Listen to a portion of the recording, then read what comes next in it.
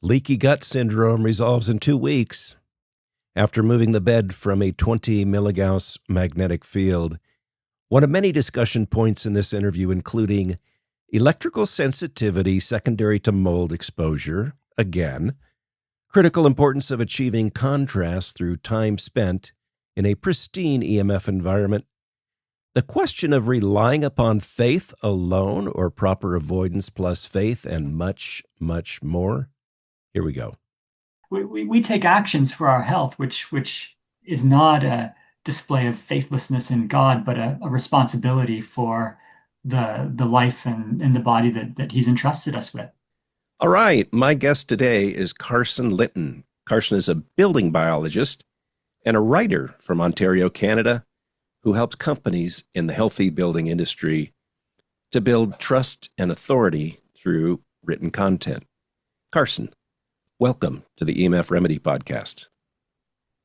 Thanks, Keith. I'm excited to be here. This is your podcast I've enjoyed it since I first came across it, because there's not a ton of really good content about electromagnetic radiation. So it's an honor to be here.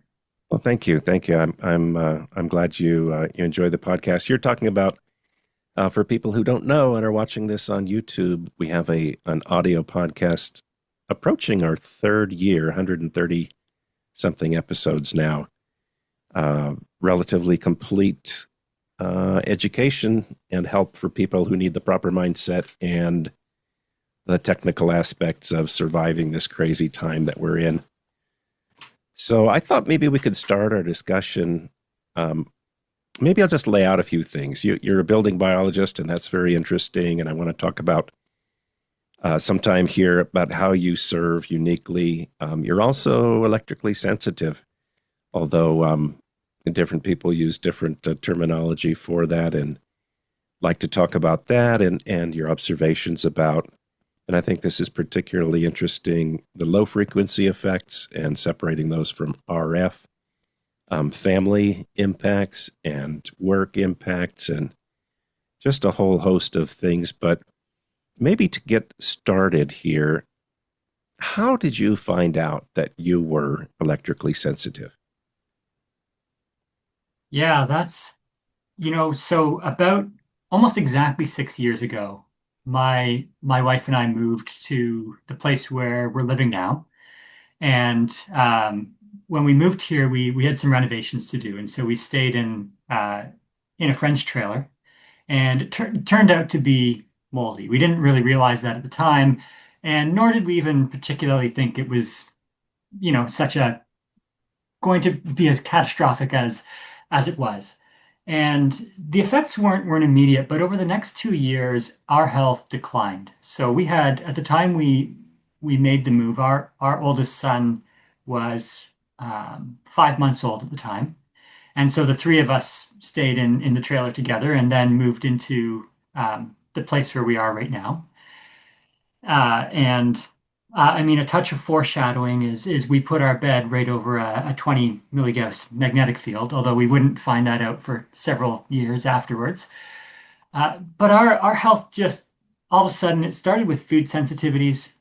It was gluten, then it was dairy, and then it was more. And we just kept cutting more and more foods out to try and control our health. But then other effects started coming in. I mean, for myself specifically, I've always been a pretty calm, level person, and my emotions became like a roller coaster. I'd get angry. I was yelling. I'd never yelled at anyone before. I was yelling at people, outbursting. I'd sit on the couch and want no one to be anywhere around me and just be hopeless and despairing and not even sure why I was trying to do anything in life. And I'd never felt that way before. And my wife was confused. I mean, we were recently married. She thought, who is this guy I've married? This isn't the man I knew.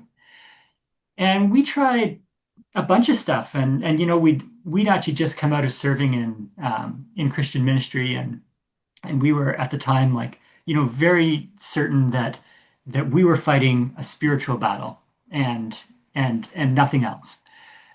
But then we started to realize, well, diet actually controls what's going on. So maybe there's more than just there's a spiritual aspect to this. There's a, we can do things in our life that make a difference. And we eventually ended up seeing a doctor who he was doing live blood analysis, and he was seeing everyone in our household. And he said, "Look, I've seen all your blood, and if you get the mold out of your house, you won't have to keep seeing me." Was that the And first time you had heard of mold being a bad thing or mold yeah, exposure? Yeah. yeah. I don't think anyone assumes like if your walls have turned black that that's healthy. But beyond that, I didn't figure it would be such a bad thing. And we didn't think there was any mold in our house. It was recently renovated. We just seen behind all the walls. There was nothing concerning here. Uh, but that led us to finding a building biologist who came and checked out the house. And before he left, I said, you know, we sleep in a room which has the smart meter on one side and the electrical panel on the other side. And I've always just wondered if there's something electrically going on there. And I had no clue about electrical hypersensitivity, or it was almost an out of the blue question. And he's like, "Oh, yeah, I could check." I says, if you really wanted to do it, you'd have to check, talk to someone who's a little more specialized in that. But I've got some basic stuff. So we did a body voltage reading, and I was 8,000 millivolts or 8 volts in my bed in body voltage. And Oh he's like, boy. "Well, that's not ideal." Um, And let's just mention for people who might not know. I think according to the building biology discipline, you're looking for 1/10 of 1 volt. Is that right as an ideal, or somewhere around there? yeah, 100 millivolts is sort of the ideal, and that's a tricky number to hit. I think a lot of houses, even if you turn the power off, it's still like 150 or 200 is what I found. But yeah, in that range. So it was quite a bit higher. Wow. All right. So then you noticed that you had this incredible electric field evidenced by using the body voltage as a sort of a surrogate for a three-dimensional measurement of the electric field. And then did you proceed to have a complete EMF assessment? And how did you put it all together that maybe this was what was affecting your health? Yeah, well, quite a bit happened in between. So we did eventually get a full EMF assessment. It was a few months later. But one of the things that happened during that first assessment is came to the end of the assessment, and me and this fellow sort of looked at each other, and he said, "Well, how come you're not doing this?" Because I had a background in building science, and so we had the most intriguing conversation. I trailed him all around the house, and we geeked out over building science and why moisture gets behind walls and things like that.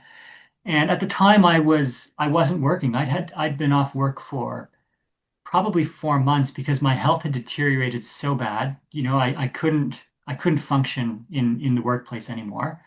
I was making mistakes that were costly to my employer and their clients. And I said, I don't know what's going on, but I've got to stop. And so I was in this place where I didn't really know what I was going to do next, or what a journey back into the workplace would look like. And the idea of taking my building science background and merging it with this new thing called building biology that I had just heard about, basically that day, was really intriguing. And within the week, I'd made the decision to go ahead and pursue their certification programs. And so I'd been going through a lot of the education there and learning more and more about electromagnetics, which was really an entirely new field to me, one I hadn't really heard of or given much thought to previously. And so my knowledge was growing, but my ability to measure was still, I didn't have any equipment. And that's around the time when we had someone come and do a full assessment at the house. And um, the shocking revelation wasn't just the high electrical field in the bed space, it was um, the massive magnetic field where the buried line through our bedroom floor was between the smart meter and the main electrical panel, which is inside the house for those who live in a warmer climate and maybe aren't familiar with uh, that component being internal to the house. Mhm.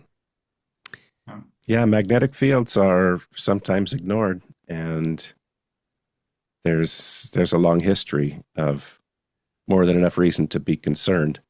Certainly, they've never been shown to be without harm, and certainly they're against nature. We have this electromagnetic environment that sort of came with the earth that we live on, and it doesn't include alternating current magnetic fields for sure. So take us forward from there. Well, we figured out all the stuff that was wrong, but then we didn't really do anything about it because the it seemed like it was either going to be too much work, too expensive. We didn't own the place where we were living. So we were renting it, and there was that component as well as well.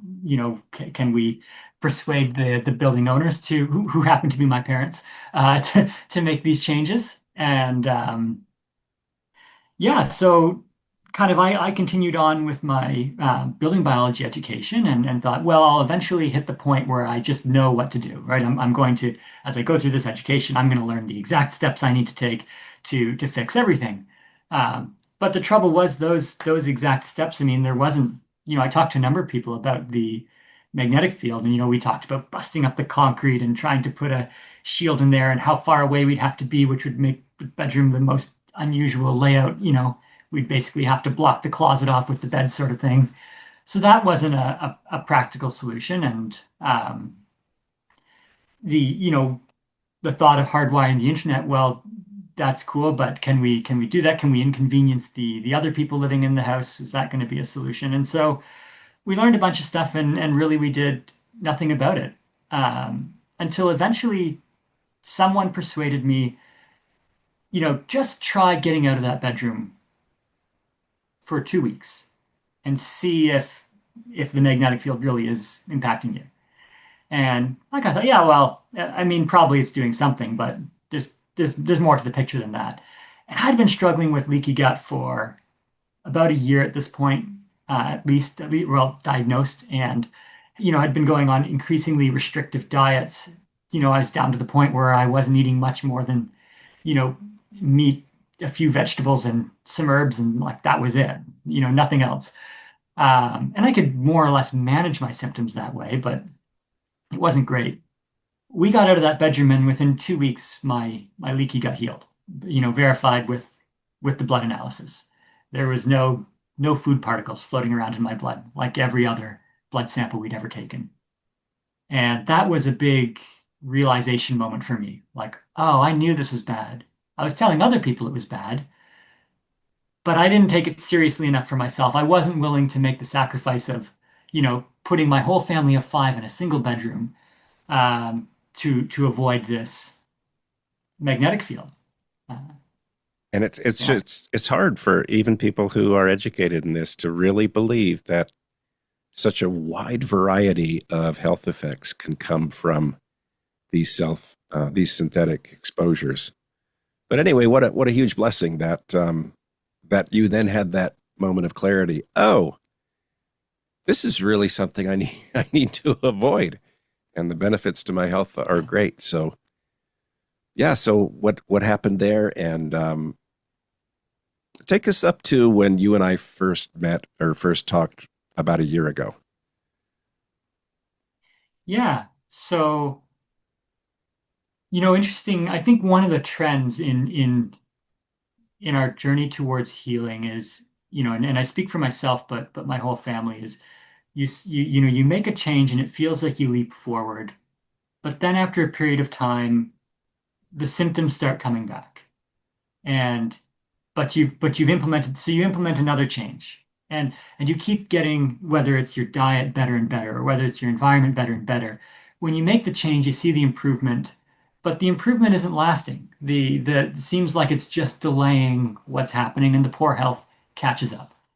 And so we chatted at a time when I was feeling pretty desperate. I knew all this stuff. I was helping others with making their own homes healthier, and yet my own health wasn't going in the right direction, and I didn't know what I could do about it. I'd fixed everything that felt within my power to fix. And by the time that we talked, we'd also hardwired the house, which was another case of me thinking I was less sensitive than I really was. And it wasn't until I accidentally found a corner of the house with almost no radio frequency and worked there for 2 weeks, and I couldn't figure out why I was feeling so much better. And eventually I kind of made the connection like, oh, well, there is this Ethernet cable that's been here since forever. And I plugged it into my computer and turned the Wi-Fi off. And, because that's what you do. But I hadn't really made the connection that that's why I was feeling so much better. And I got a meter out and measured, and I was like, wow, it's really, for some reason, this one corner of the house is really low. And so after that, we ended up hardwiring the whole house because we realized what a big impact it was having. And even like went to the extent I ripped our washer and dryer machine apart and disconnected the daughter panel because those things were blasting radio frequency like crazy. Um, but yeah, so we chatted and I was saying like, look, I don't know what to do other than like disappear from society. How can I actually get out of this exposure? And you had the suggestion, well, why don't you do just that, but do it for a short period? Find a campground that's I think you used the term a wrinkle in the earth, but essentially, find a place that's really truly a zero EMF zone. And yeah, we got off the call, and right away I started researching, and within a week we'd found what we have here in Ontario called provincial parks. So it's like a government-run campground. They're kind of the most popular places to go camping. And there was one that would be about a 6-hour drive from our house that was not electrically serviced. It didn't have any cell service. There was a camp store at one end of the camp that had generator power. Um, but it had all the conveniences of a campground, which felt reasonable with bringing our young kids with us. And so we booked a week and went camping. And I brought my equipment with me and measured. And on everything that I was capable of measuring, we were at zero point 0. So, obviously no magnetic field out in the middle of a campground, but no electrical field coming from any of the camp stuff. I think there was also like a solar powered light on the outhouses that were somewhat nearby, but couldn't measure anything. And the radio frequency was 0.00. We really were far away from any cell towers. Um, and it was really eye-opening to get to experience what a natural environment not corrupted by artificial electromagnetic fields felt like. Yeah, we had a really delightful week, and it shifted my view on how good is good enough. Because I'd always looked at things within the building biology guidelines of you've got no concern, slight concern, severe concern, extreme concern, and it seemed really like this heat map, where like the lower you got, the better it was. And this experience shifted my perspective to like maybe it's a little more black and white, like either this is okay or this is not okay. And not okay starts pretty low. And really high is, of course, not okay. And yeah, certainly to some degree, more not okay. Um, but yeah, the importance of getting to truly like almost like I guess you could say like a zero EMF zone was something I hadn't appreciated before that experience. Well, that's such an important observation, and I just wish, if I could have a wish, it would be that everyone who's listening to this, everyone who's breathing, might have the opportunity to see how sweet life can be apart from all these synthetic fields, not a part of nature, never been proven to be without a health effect, and yet living, all of us, in increasing exposures. I guess I call that establishing a contrast.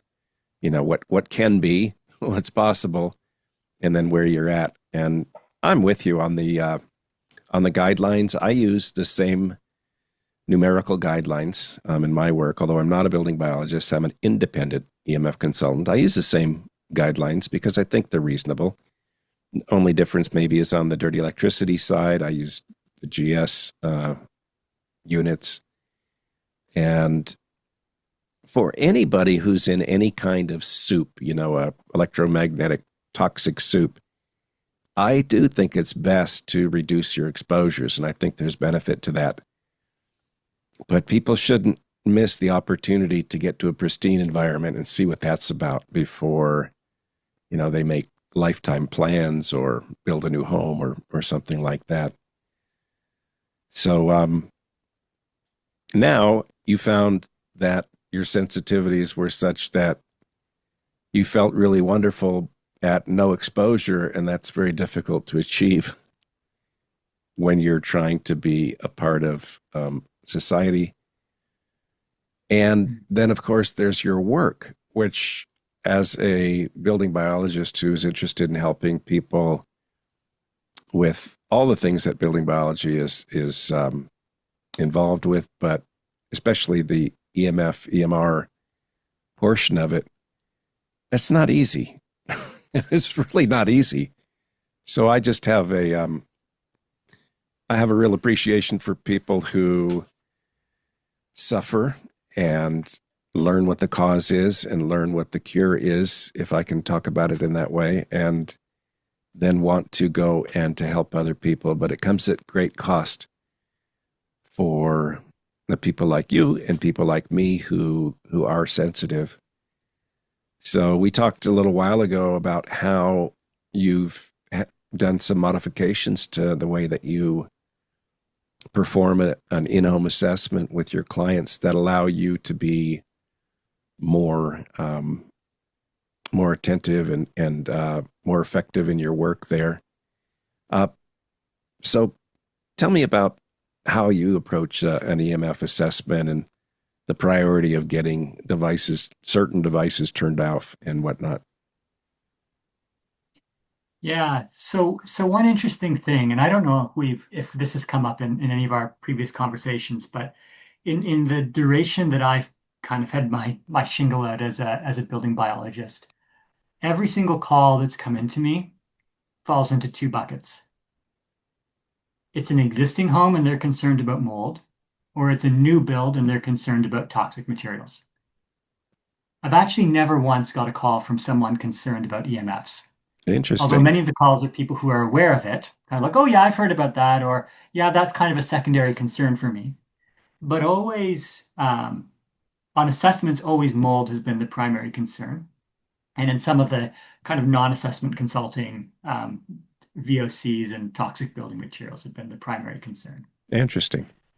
But I realized pretty quickly that yeah, going on these assessments would knock me out for days. Because usually I wouldn't get called into a home if there wasn't a problem to begin with. That's generally a pretty good indication that something is wrong with the home, is that I've been invited to come into it. Right. And yeah, what I began to figure out was that, one, I needed to limit to one per week. Also, because there's the travel associated. I mean, the travel is as taxing as anything else. I mean, driving down the highway to get anywhere, and most assessments are not closer than a 2-hour drive each way. So there's a lot of travel involved, and that in itself is quite taxing as well. But I found the most important thing I could do was I would always start an assessment with a sit down. Let's get to know each other. Let's talk about what's going to happen today. And the first thing I'm going to do is go and turn off the radio frequency sources. Because if I didn't do that, we'd get halfway through the assessment and my head would go to pudding. And I wouldn't remember what I was supposed to measure or what. And I'd start walking around the house, going from room to room, thinking, I know I'm supposed to be doing something here, but I don't know what it is. And so good checklists certainly help with that. But I found getting the radio frequency sources eliminated right off the start would make a big difference in me being able to be at full sentience right to the end of the assessment. Yeah, that's such an important point. Our brains are electrical in nature. Everybody sort of knows that and doesn't know that at the same time, because we've either seen or we've heard of these EEGs where you can see the electrical activity in the brain. And yet we don't give any thought at all to sources of electromagnetic interference. Like if you're building a computer, of course you have to consider not only the electromagnetic radiation that you're emitting from the computer, but being sort of hardened against other EMF coming in, that it doesn't mess up your CPU and your memory and et cetera. But nobody tends to think about that with the human brain. And my friend, you are not alone. I've talked to so many people that they just lose that ability to be their sharpest and have really full cognizance. The people that I feel sorry for is maybe people who have never experienced in their lives what it is like to live apart from these synthetic exposures and have a permanent diminished ability, diminished cognitive abilities. And so how would they ever know, if all you can go by is your own CPU up here, right? And if it's always running sort of down here, when it has the potential to be up here, that's a remarkable thing. So that's interesting. You've never had an EMF originated consult, and yet I'm sure it comes into play in so many of those places. I know I've shared this with you before. My son became electrically sensitive. He never was before, but he became electrically sensitive after mold exposure. He unfortunately lived in a house that did have mold. And like you say, that doesn't mean there's mold visible. It wasn't like there was a big black wall on one, part of the house. No, it wasn't visible, but mold doesn't have to be visible to be toxic. And then secondary to that exposure and all the health effects of that, then he found himself with this electrical sensitivity. So I don't know if you have any thoughts about what the linkage is there. We're not doctors. We're not pretending to be doctors or scientists. I just, I have a curiosity of how come those two are comorbid. About 100 episodes ago, I mentioned in a audio podcast that I recorded, that I think the link is the damage to the myelin sheath that's caused by both mold toxicity and what I call electromagnetic poisoning. I don't know if you have any comments on that or thoughts on that, or if you'd like to just move on. Yeah, you're right, because as being someone who's not a health expert, it's challenging, and there's, when we enter this field of looking at the relationship between the built environment, the places we spend time, and our health and well-being, it's so complex, and there's so many factors, and you could hone in on one little pinpoint of that and spend a lifetime of study and scratch the surface.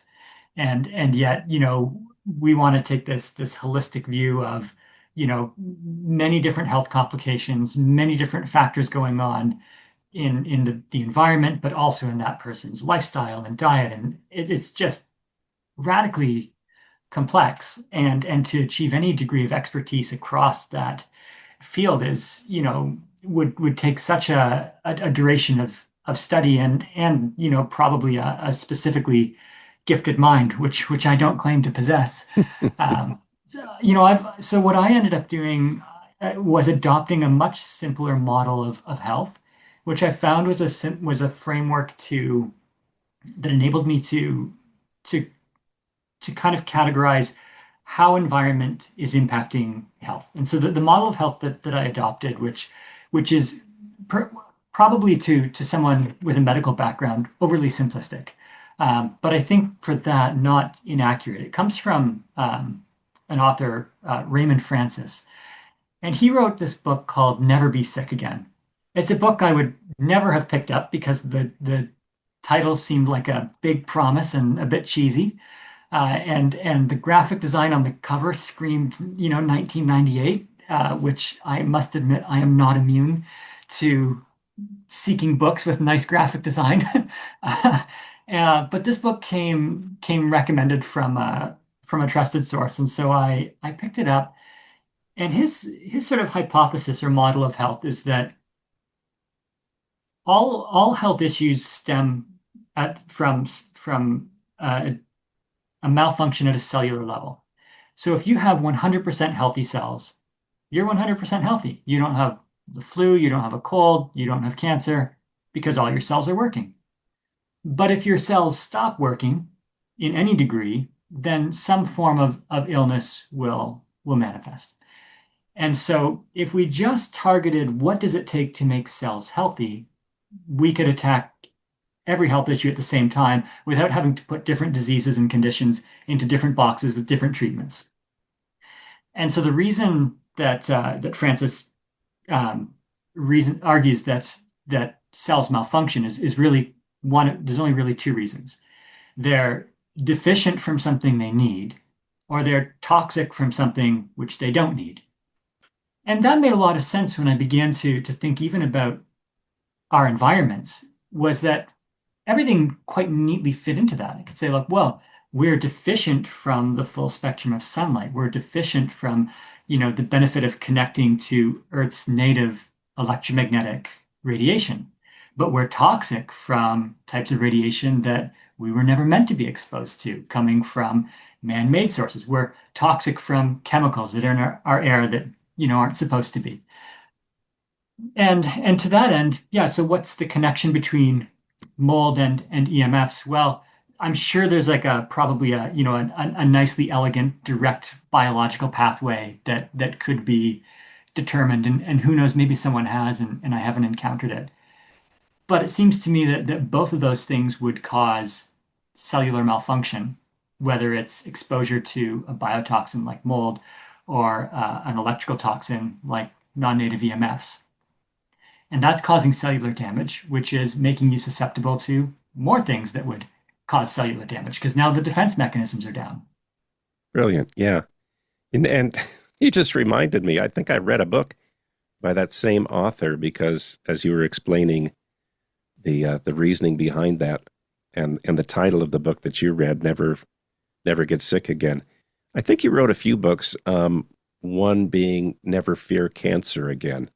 I Yes. think that was that his? Okay, so I read that and it was absolutely the same thing. So you either have a deficit of what's needful or you have an excess of what's or a presence of what's toxic. And so it's Yeah. a very simple model. Yeah, that's great. And we should talk a little bit about the different effects, maybe, because one of the things I tell people is that electromagnetic poisoning does not come with a return address. So you can't necessarily say what health condition came from this, or when did it happen, or which specific exposure. But nevertheless, for some people, they react differently to lower frequency exposures and higher frequency exposures. So you have spent some time studying your reaction, your response to higher frequency, radio frequency type radiation, and then lower frequency impacts. Would you mind talking about that a little bit? Sure. Yeah.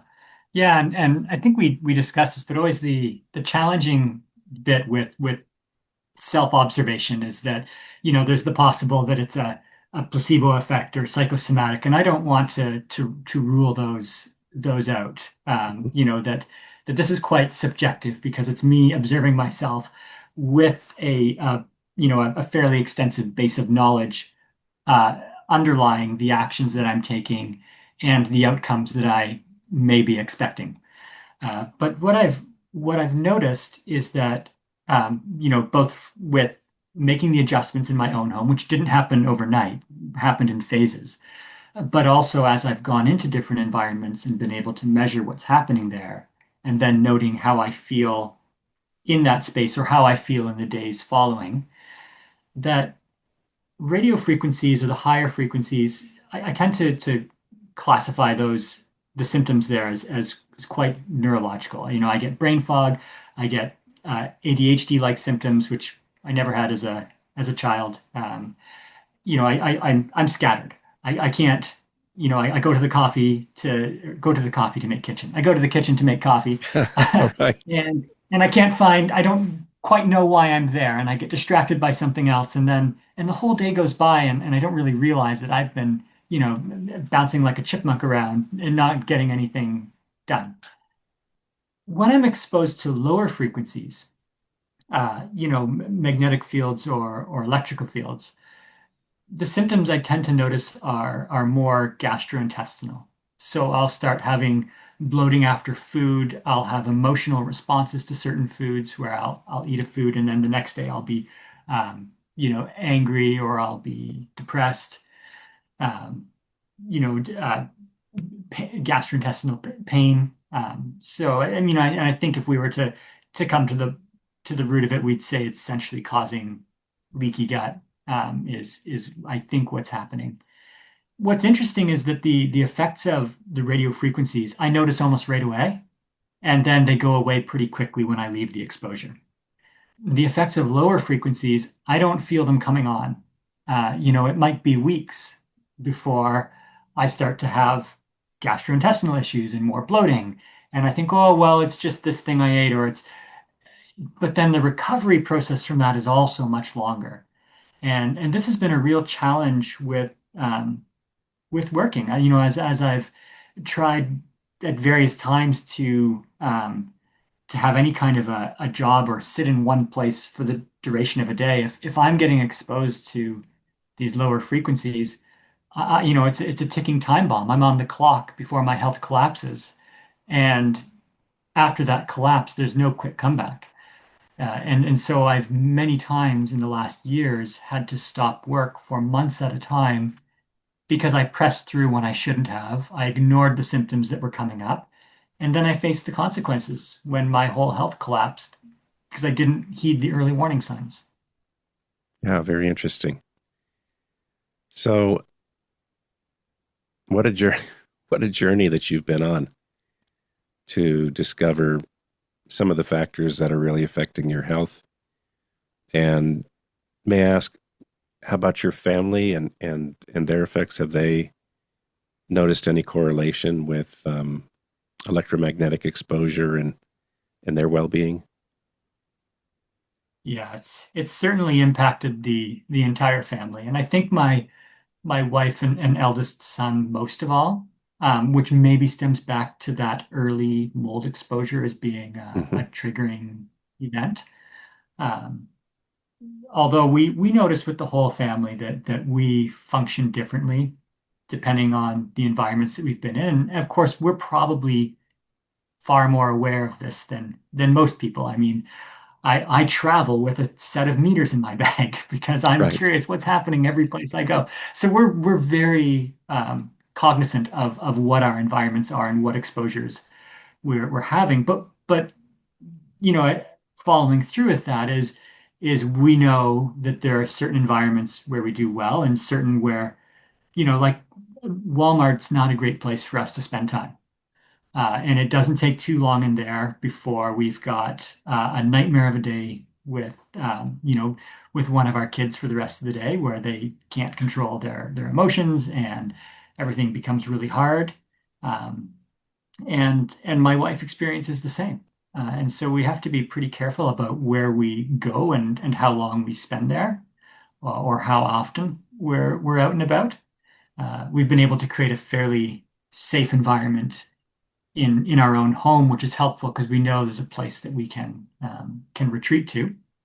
Um, but yeah, it's been having the whole family impacted has been almost a challenge and a blessing. The blessing has been that we're united in acknowledging what's going on. And I don't think that's the case for everyone. And oftentimes, parents don't understand what's going on with their kid, or a spouse doesn't really comprehend why this is so important. And it's hard to if you're not directly experiencing the effects. Easy to forget, even if Yeah. you believe. But because we all experience it, there's just no questions about having compassion for each other on the days when it's a hard day because of something that we exposed ourselves to, and being united about where we're going to spend time and what compromises we're going to make. Yeah. So you mentioned spending time in a store. Was it Walmart that you just mentioned? Yeah, as being yeah, that difficult. one Yeah. seems particularly bad. So a couple of years ago, I was testing a beta tester for a millimeter wave meter, and I went into one of the stores was Walmart, and then every other local and regional and statewide, local and regional and national grocery chains. And the really curious thing was, I had always felt like before, way before I learned that I was electrically sensitive, I had always felt like slightly disoriented when I would walk into a big grocery store. And it wasn't until then, many, many years later, when I had this meter, I was able to see that every grocery store, even the little, local and the regional and Walmart, all of them had involuntary millimeter wave exposure on entry into the doors of the store. And I thought, boy, this is so strange because there are so many ways to open a door. You don't need millimeter wave radiation exposure. And Yeah. so I wonder what is the effect. And I was presenting my findings at an event. It was an online event, and a woman was writing in the chat. I'm not so good at being able to talk and look at the chat at the same time, but after my presentation, I looked at it, and this woman was saying, yes, yes.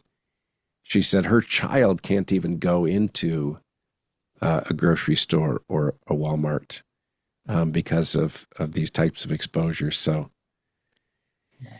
very, very interesting. And then, how does the average person who doesn't have meters or appropriate meters? A lot of people have cheap meters that don't have a known level of accuracy or sensitivity. And even people who have proper meters maybe don't know how to use them appropriately. And then beyond that, the great number of people who don't have anything, how are they ever going to correlate exposures in the electromagnetic realm? Such a difficult challenge. Now, you mentioned early Yeah. on. Go ahead. Do you want to comment on that? Well, I just talking about entering the stores, and you mentioned the millimeter wave, and that was coming from like the detectors at the door, was it not? Yeah, the way. Well, I'm not going to be an apologist for why they're doing it. They're exposing people involuntarily to my millimeter wave, and then the doors come open. So I'll just leave it at that. Yeah. It's interesting because I think one of the sort of fallacies around that is well, how could such a short exposure have such a big impact? And the example I've often used is, if you told me that you are a 99% good driver because you only crashed your car one out of 100 times that you drove it, I'd say you're not the 99 times you went for a drive and didn't get into an incident doesn't make you a 99% good driver. It's that one moment that matters. Mhm. And I think with electromagnetic exposure, it's a lot like that. It's not like the average time you're getting hit. It's that one impact that can. And I theoretically held this view. I mean, I'd seen some research around it, but it really struck home for me just a few weeks ago. And I was building my wife and son are selling cut flowers down at the curbside this year. And so I was tasked with building a little booth to go down at the bottom of the driveway. And I started building it, and I was just angry, tossing boards, frustrated, don't come near me. And I realized I'd gotten this way every time I ever did a weekend project at home.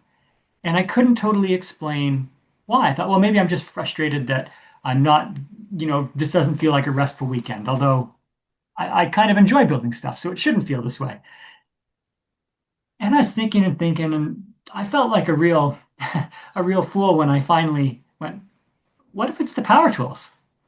As a guy that does EMF assessments, I'm probably supposed to think about these things, but the pattern continues of me not taking my own exposures seriously enough. So I just decided to build it with hand tools as an experiment. And it was delightful. All my mood challenges and feelings went away, and I had a really fun day, and it turned out great. So I got the tools out afterwards and measured them. And I was shocked at both the electric and magnetic field, I was able to measure between, I don't know, what's the NFA 1000 do, between Both, yeah. Hmm. 5 hertz and 1,000 kilohertz. But not the full, what I rarely see when, one thing you can do with the NFA, I realize you know this, but for the listeners, is you can isolate different frequency bands. And what I rarely see, the greater than 2 kilohertz frequency, I pretty rarely see any significant reading there in the electric and magnetic field. And that would be what we'd call commonly dirty electricity, what you're measuring up there. But the levels there were higher next to my cordless drill than what was below 2 kilohertz. So it's really, really high frequencies in that dirty range, which both the building biology guidelines and I think the European 2016 guideline is more explicit about having a much more rigorous standard in that frequency range, where the acceptable levels are substantially lower. But here the readings were substantially higher. And it suddenly made sense why the years I worked as a carpenter were so hard and why I get frustrated every time I build a project at home. Yeah, Short very, exposures. yeah, very interesting. And I used to when I was more sensitive, I just couldn't be near my Apple MacBook Pro. And one day I put my NFA 1000 on it while it was turned on, and really strange electric fields, not your typical power line frequency or even the first five harmonics. And the same with the magnetic fields. And so I how many people are going to make these correlations? So just for people who are listening, an encouragement to establish a baseline, get to a pristine place, find that wrinkle in the earth, spend time there, verify that, it really is a pristine place with some appropriate meters, and see what happens. So any final words on that? And then I want to ask you about your faith, because you mentioned when we first started that you had been working in Christian ministry, but any final thoughts about what we were just discussing with these sort of aberrant electric and magnetic fields? And people should be aware that your place was cleaned up largely with dirty electricity remediation, both at the panel and then with the plug-in Stetzer filters, I believe, and most places less than 50 in the house, right? Yeah. Yeah. And I noticed a huge difference after that because one of the struggles I was facing, and especially when we talked last year, is I'd realized if I sit at the computer for a day, I'm destroying my health. Yeah. But if I leave the house for a day, I'm destroying my health. I have no work opportunities. I can't go do assessments. I can't sit at the computer and do emails or work remotely. I certainly can't go into a conventional workplace. Like, what am I going to do? And actually, since putting the dirty electricity filters in, I'm able to tolerate the sort of inevitable electric and magnetic fields around common household stuff much better. And I've for the last five for the last 6 months, I've really daily worked behind a computer and have not had any struggles or adverse symptoms with that. And I'm sitting in the abandoned bedroom right now. So this room is far from perfect, but I'm at least not having a symptomatic response to it. I don't want to be here too long term, but for now it's what I have access to, and with the dirty electricity filtered, I find I'm able to tolerate um, electrical and magnetic fields that previously would really, my health would have been absolutely destroyed by now, I think, without those filters in place. Great. Yeah. So what what is the importance of faith in your life? Yeah, I mean, I find that such an interesting question. And the easy answer is, of course, well, faith is the most important. It's number one. But the real answer is much harder because you lose your health and you watch your family lose their health and you question why and you don't see the pathway out. And, as part of our, um, at least as part of the theology or Christian beliefs in my household, we would acknowledge that God is our healer and our source of health. And that left some real questions about, well, what actions should we take to heal? How far should we go in our own efforts to heal? If we're doing this, are we relying on our strength and not on God's strength? Like, are we being faithless by pursuing our own healing and learning and implementing things? These have been challenging questions to confront, and they have at times caused some rift amongst people in our community who say, well, you just need to pray and God will take care of things for you. And that's left a hard question of, are they right? Should we stop taking uh, actions with our health into our own hands? Should we stop caring about our exposures and just trust that God would heal us? Um, and the answer that we arrived at is no, that we have this knowledge and that we have a responsibility to act upon what we know and to do the best we can with what we know. It's why we try and eat a cleaner diet, right? It's why we take care of ourselves and don't stay up all night watching movies and eating popcorn and things. We take actions for our health, which is not a display of faithlessness in God, but a responsibility for the life and the body that He's entrusted us with. And I think making improvements to our environment is really the same thing. We can only do so much as we know, but I feel a responsibility to help more people understand how much their environment can be impacting them. And I don't know your thoughts on this, but and this has been, I don't really have an answer for this one. But it was our journey of faith was much more challenging through our sickness, not because probably to some degree because the trial, it's hard in suffering to maintain faithfulness. But the other thing was we were so diminished. We didn't have the energy to pray. We didn't have the energy to be reading our Bibles. Our spiritual lives suffered because our health was so poor that the basic disciplines of Christianity became challenging to uphold. And that was also very confusing because we thought, well, shouldn't God give us strength for this? And I guess it changed our opinion around what performance is required. But that's hard because you expect a certain performance from yourself, and it feels like being a poor Christian when you don't maintain certain spiritual disciplines. And yet in illness, we were not able to.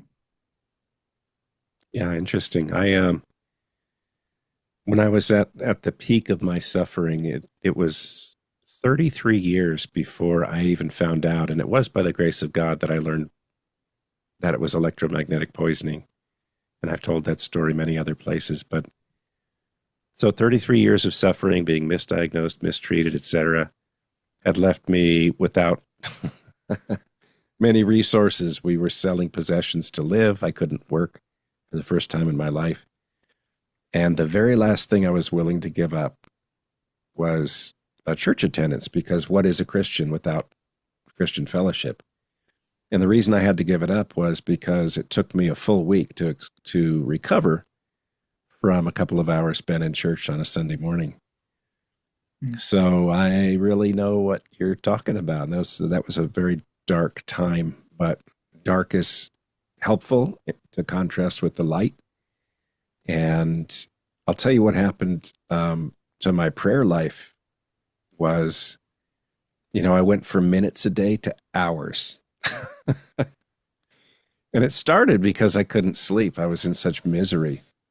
we were living in a really pristine place, but the we were between homes, and it was a rental. It was way out in the middle of nowhere. I sort of joke it was off of a goat trail, to get there. I mean, it was really pretty extreme. So the RF up there wasn't bad at all. We were able to address the dirty electricity, but there were these magnetic fields that we just could not address because it was a rental, and so we lived basically for a year with the house turned off and all the challenges that involved with regard to refrigeration and heating and etc. But yeah, so that very difficult time really turned out to be an important event for me in my walk with Christ, because, like I say, although I was precluded from being a part of the body, which was very difficult season to go through, um, being able to pray for hours at a time, and I just learned so much that and reading the Bible. Yeah, we're depleted, and then it becomes difficult. I have a friend who was really suffering. Um, when you receive that sort of revelation that it is electromagnetic synthetic EMF that's harming you, it's not well known in our society, and so sometimes this individual I'm thinking of, she was given the treatment by her congregation that, yeah, she just needed to have faith. So I shared an analogy with her. I said, if the house were on fire, would they say the same thing, that you should stay in it? And obviously people will say, well, if the house is on fire, it's just the duration of the fire. That's different. With this electromagnetic poisoning, it happens constantly over time. Yeah. And maybe one final observation is, I did a podcast a long time ago called "The Wine Was Sweet in Old Rome," and the story goes back to the first century when Christ was on the earth, and Roman wine was known for its sweetness, and it was highly desired. And we know that the way that they made their wine was unique. They heated it in these vessels that were made out of lead. And that was a part of the production process, and it imparted that sweet flavor. And I forget all the data that I shared in that podcast episode, but I think the average men, women, and children intake of wine in a day, because people didn't generally drink water, they drank wine, was like 3/4 of a liter, men, women, and children, I think.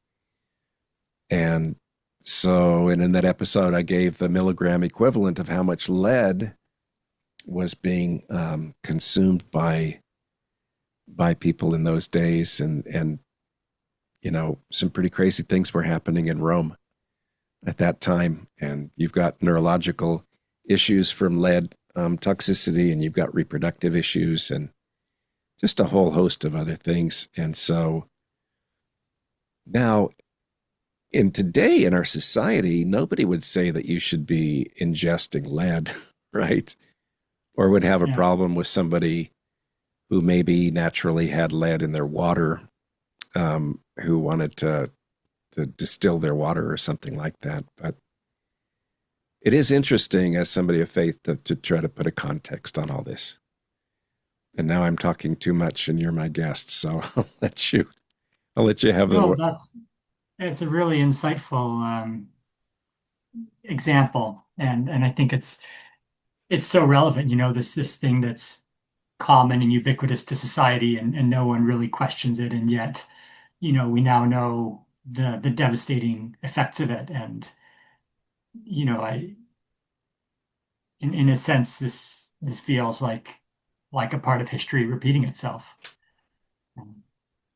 Yeah, the only other thing I would say on um, the relationship between my faith and this struggle with myself and my family, and um, environmental and electromagnetic sensitivity is it really shifted my perspective around people who are suffering and unable to get ahead in life. You know, whether it's someone who's just never been able to hold a job or someone who has um, a mental illness of some variety.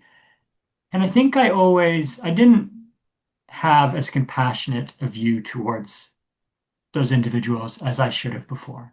I always thought, you know, sure, probably their upbringing wasn't perfect, or, some things led them into the place where they are. But if someone like that just committed themselves to some discipline and keeping their hygiene up and, uh, you know, holding true to what they say they're going to do, that's all that's required. And I didn't understand until I lost my own ability to work or to have even just a meaningful conversation because my head was so scattered.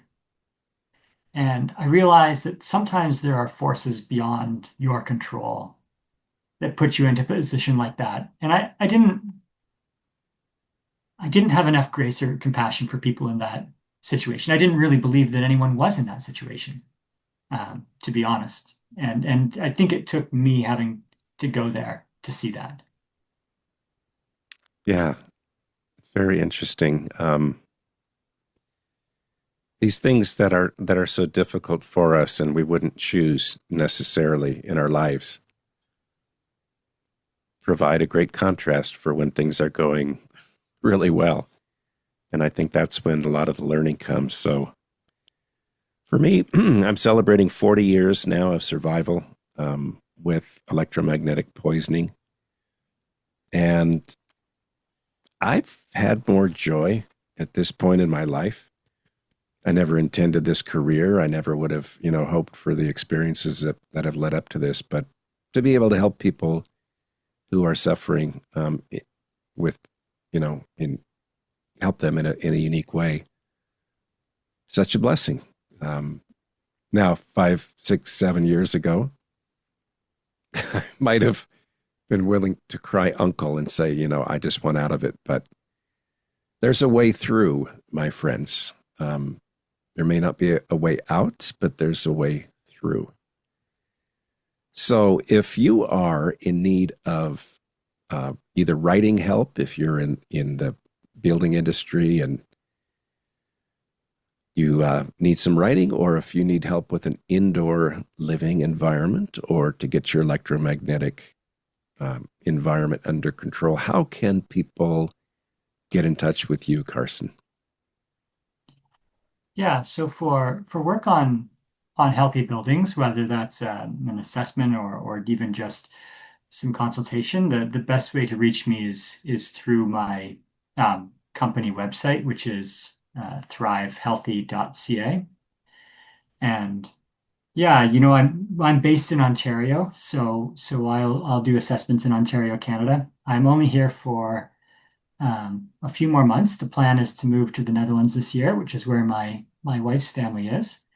Um, Although I've also done some consulting internationally, and I think one of the interesting things that I realized is when we went through our own journey towards a healthy building, we sort of jumped in right to specific experts, and we ended up taking a bit of a more winding course. And having someone at the beginning with a broad overview of everything that needs to be considered help chart that roadmap would have made a big difference. And I didn't expect that to be such an impactful service, but that's been some of my favorite projects have been not ones that I've actually done any assessment or remediation or fixing for, but just talk to someone at the start of their journey and help them pick the most important things and understand who the people that could actually help them are. So that's one way to reach me. Probably the best way to find me is on LinkedIn. If you search my name on LinkedIn, I'll come up, and that's where I'm most active with writing and posting. And yeah, as a result of this shift to the Netherlands that's coming up, I've transitioned to do less building consulting and more writing for companies inside the healthy building industry. Uh, it's when we went through this journey, it became my mission that no one should have to work as hard as I did to figure out what I figured out. And I think one of the challenges inside the industry of healthy environments is so much of the information is locked in really technical documents that are long and complicated. And to be able to take that message and communicate it in a way that is actually understandable to people and that captures their attention is an important work. And that's what I'm focusing primarily on now is helping companies take those complex health and environmental concepts and translate them into a meaningful message to their potential clients. That's wonderful, and it's amazing, frankly, how God has led you through a path that now enables you to contribute at a much higher level in that area. One thing that occurs to me, I don't know if we've ever talked about this, but we need survival homes for people who are afflicted, whether with chemical sensitivity, with electromagnetic sensitivity, with mold sensitivity, and housing options are not really great. So I think I mentioned to you, my son built a tiny house, and we did it in such a way that he wouldn't have any mold exposures, no VOCs to speak of, and then shielded from an EMF perspective. But I would sure love there to be sort of a survival pod, if you would, a very inexpensive way that somebody can sort of endure the storm once they've made that correlation between health effects and some of these exposures. So maybe we Yeah, can I work. think that's such an important factor. And one of the things, the question that we asked every single time before making an improvement to our house, because every single improvement comes with a cost. And the question we asked is, okay, we're going to do this. How do we know it's going to make a difference? And the answer is always the same. We don't. We're going to do this. We're going to spend this money. We're going to undertake this project. We're going to go through these changes to our home. And we are hoping that we'll feel better afterwards. But we don't have a way to test that. And the only way to test it is to do it yourself. And the ability to go to a space to know, well, I'm coming into a space that meets these metrics, and then to stay there for, whatever the appropriate duration is and notice the difference. I think that would build huge confidence that it's actually worth fixing your environment because now you're not taking a leap of faith. You've experienced the benefit of it, and you can confidently make those investments in your home environment or workplace. Yeah, I have started training this year EMF consultants, independent EMF consultants. It's been a wonderful experience. And part of what it makes that possible is that I have a friend who has a Airbnb, and it happens to be in a pristine area. And he's had his home assessed, and he's made a lot of progress towards remediating everything else. And the RF was already under control. No cell phone service in that area. And so I'm sort of with new clients just saying, for the purpose that you just mentioned, that people say, how will I know? I just tell people, go someplace like this, Yeah. see how that works, and then give me a call. And I feel like we need we need to have millions of these facilities around the world. We need to have thousands of them in the United States and thousands more in Canada alone, just so people can access such places and feel what it's like. But that gets at that ability to establish a contrast and getting some idea of what the return might be. So I'm going to go ahead and leave our conversation there right now, but I just want to thank you for, if you are familiar with my podcast, you've heard me say this before, but I've had great respect for people who are the afflicted, and then they go back into the sort of metaphorical burning building to help others who are suffering. And whether it's through electromagnetic exposures that you're incurring in people's houses, or mold, which people might not know, but mycotoxins are so small. Even if you wore a respirator, you're not going to exclude all of them. So it comes at a great cost. And to see you helping people in this way just gives me an appreciation for the work that you're doing. So thank you for that, Carson, and thank you for taking your time to be a part of this podcast today. Thank you, Keith. It was great to be here.